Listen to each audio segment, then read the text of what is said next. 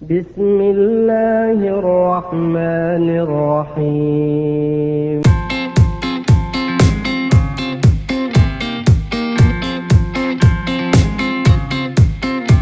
Assalamualaikum warahmatullahi wabarakatuh.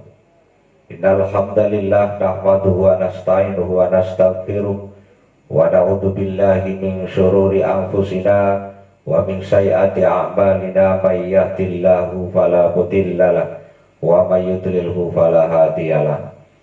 Asyhadu an la ilaha illallah wa asyhadu anna Muhammadan abduhu wa rasuluh. Amma ba'du.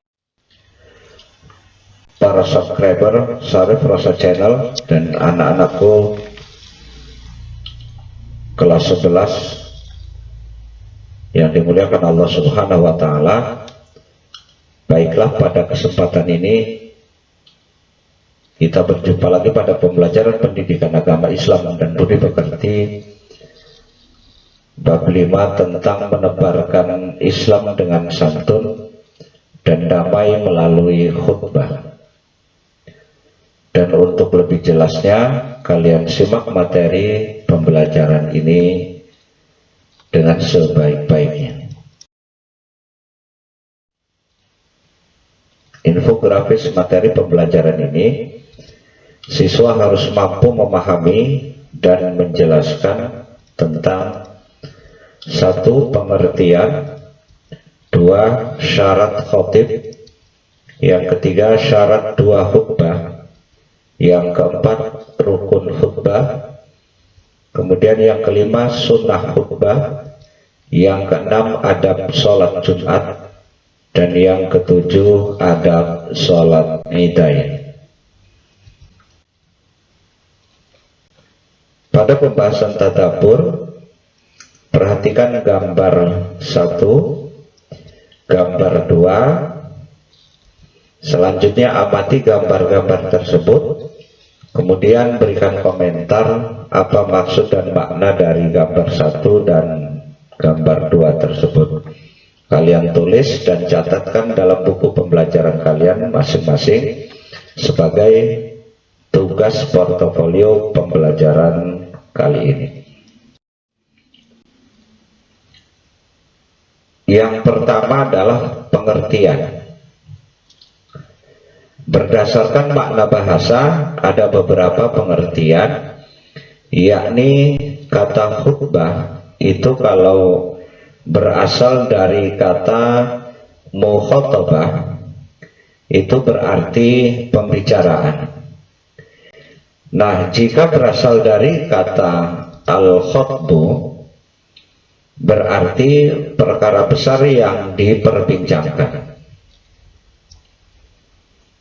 Kemudian yang selanjutnya adalah khutbah juga dapat bermakna memberi peringatan, pembelajaran, atau nasihat dalam urusan kegiatan ibadah. Sementara jika ditinjau dari pengertian istilah adalah sebagai berikut. A.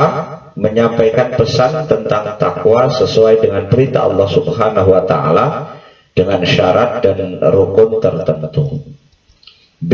Kegiatan nasihat yang disampaikan kepada kaum muslim dengan syarat dan rukun tertentu yang erat kaitannya dengan sah atau tidaknya ibadah, sedangkan orang yang melakukan khutbah dikenal dengan istilah khotib.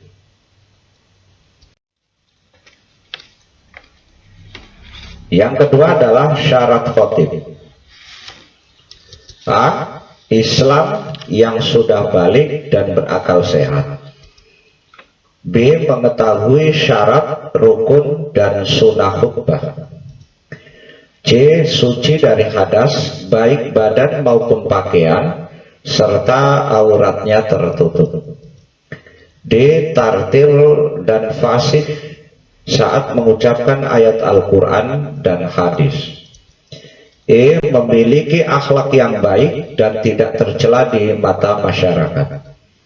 F. Suaranya jelas dan dapat dipahami oleh jamaah. Yang G. Berpenampilan rapi dan sopan. Anak-anakku sekalian, yang selanjutnya adalah yang ketiga, syarat-syarat dua khutbah. A. Khutbah sholat Jumat dilaksanakan sesudah masuk waktu duhur. Yang B.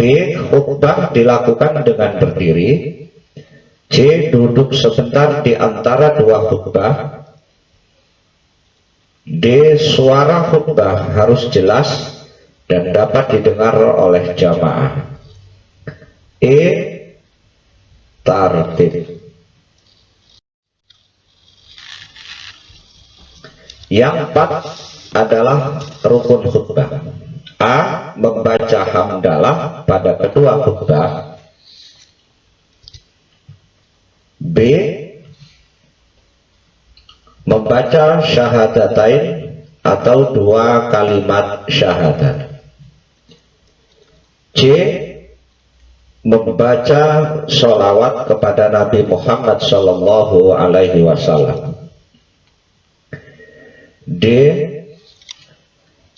Berwasiat kepada diri dan jamaah berisi ajakan untuk meningkatkan iman, takwa, ibadah, serta memperbanyak amal soleh, dan sebaliknya menjauhi dosa dan kemaksiatan agar hidupnya bahagia baik di dunia maupun di akhirat. Yang E. Membaca satu atau beberapa ayat suci Al-Quran. Ayat yang dibaca biasanya disesuaikan dengan topik atau tema yang akan disampaikan. Yang F. Berdoa pada khutbah kedua untuk memohon ampunan, kesejahteraan, dan keselamatan bagi kaum muslimin dan muslimat baik di dunia maupun di akhirat. Yang kelima adalah sunnah khutbah. A. Khotib memberi salam pada awal khutbah dan menghadap ke arah jamaah. B. Khutbah disampaikan di tempat yang agak tinggi atau di atas mimbar. Yang C. Khutbah disampaikan dengan kalimat yang jelas, sistematis, dan temanya juga harus disesuaikan dengan situasi dan kondisi aktual yang saat itu terjadi. D. Khotib hendaknya memperpendek khutbahnya, jangan terlalu panjang. Sebaliknya, sholat Jumatnya saja yang harus agak diperpanjang. E. Khotib disunahkan membaca Quran surat Al-Ikhlas saat duduk di antara dua khutbah. F.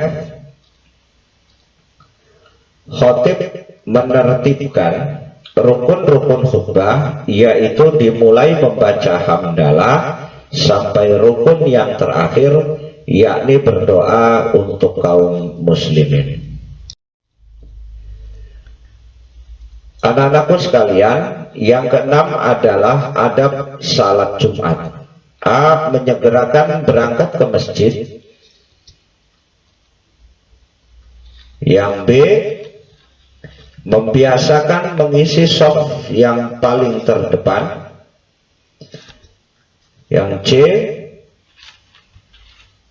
Memperbanyak dzikir dan doa, membaca sholawat Nabi Shallallahu Alaihi Wasallam atau membaca Al-Quran dengan suara yang pelan-pelan. Yang D. Mendengarkan khutbah dengan seksama, jangan berbicara, termasuk menegur jamaah yang lain, itu tidak diperbolehkan. apalagi sampai mengantuk, bahkan sampai tertidur. Akibatnya Jumatnya menjadi sia-sia, termasuk tidak memahami isi khutbah.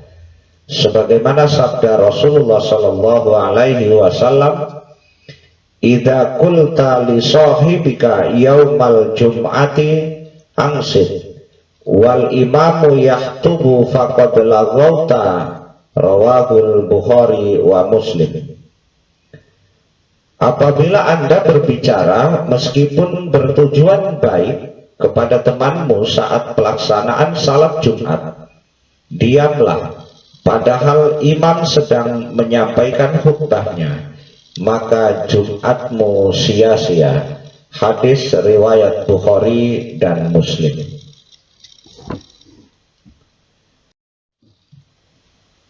Yang ketujuh, adab sholat Idain.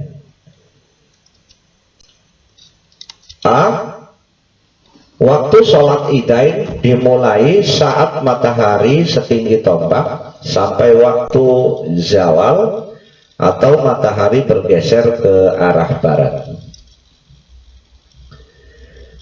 Yang B, pelaksanaan sholat lebih utama berada di tanah lapang jika tidak ada halangan. Yang C, sebelum berangkat disunahkan untuk mandi dan memakai pakaian yang terbaik. D, disunahkan makan atau sarapan terlebih dahulu sebelum sholat Idul Fitri dan tidak makan atau sarapan sebelum sholat Idul Adha. E, memperbanyak bacaan takbir saat menuju tempat sholat atau tempat ibadah. Yang terakhir adalah tugas siswa. Perhatikan, buatlah konsep khutbah yang sesuai dengan syarat dan rukun khutbah. Kemudian setiap siswa harus mampu memperagakan dan mempraktekkan khutbah tersebut di depan teman-temanmu. Selamat mengerjakan tugas. Demikian materi yang dapat saya sampaikan. Semoga ada manfaatnya dan insya Allah kita akan berjumpa lagi pada pembelajaran selanjutnya. Dan sebelum saya tutup, saya selalu berpesan kepada kalian semua, selalu patuhi protokol kesehatan. Karena pandemi COVID-19 ini masih merajalela di Indonesia ini. Kita selalu berdoa kepada Allah Subhanahu wa Ta'ala, semoga pandemi ini cepat diangkat oleh Allah Subhanahu wa Ta'ala. Amin ya rabbal alamin. Saya akhiri dengan kalimat billahi taufiq wal hidayah. Wassalamualaikum warahmatullahi wabarakatuh.